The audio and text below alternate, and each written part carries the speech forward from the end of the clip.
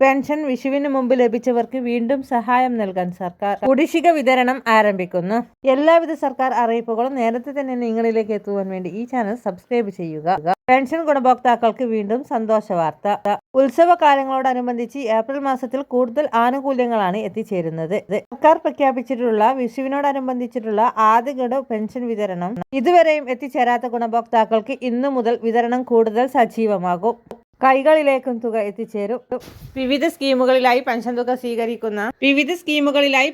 സ്വീകരിക്കുന്ന 27 ലക്ഷത്തോളം വരുന്ന ബാങ്ക് അക്കൗണ്ടുകളിൽ തുക സ്വീകരിക്കുന്ന ഗുണഭോക്താക്കളിൽ 200 മുതൽ 500 വരെയുള്ള കേന്ദ്രവിഹിതം മുടങ്ങിയിട്ടുള്ള ഗുണഭോക്താക്കൾക്കും തുക എത്തിച്ചേരും.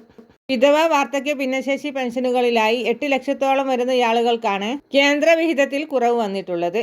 പെൻഷൻ തുക വിതരണത്തിന് കൈമാറിയതായി സേവന സൈറ്റ് സ്റ്റാറ്റസ് കാണിച്ചിട്ടും തുക ലഭിക്കാത്ത ഗുണഭോക്താക്കൾ ശ്രദ്ധിക്കുക. ഇവർക്കുള്ള തുകയും ഇന്ന് എത്തിച്ചേരും.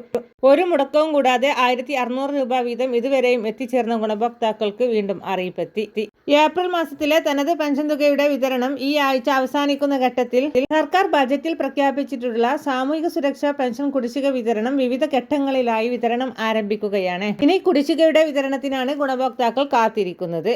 അതിൽ ശേഷിക്കുന്ന 2 ഗഡു കുടിശ്ശികയും ഈ സാമ്പത്തിക വർഷം വിതരണം ചെയ്ത് പൂർത്തിയാക്കുമെന്ന് ധനമന്ത്രി വ്യക്തമാക്കി. വരാൻ പോകുന്ന തദ്ദേശ തെരഞ്ഞെടുപ്പുകൾക്ക് മുമ്പായി വിതരണം പൂർത്തിയാക്കും. ഇതിന്റെ മുന്നോടിയായി വാർഡ് തല പരിശോധന പൂർത്തിയാക്കാനാണ് സർക്കാരിന്റെ നീക്കം.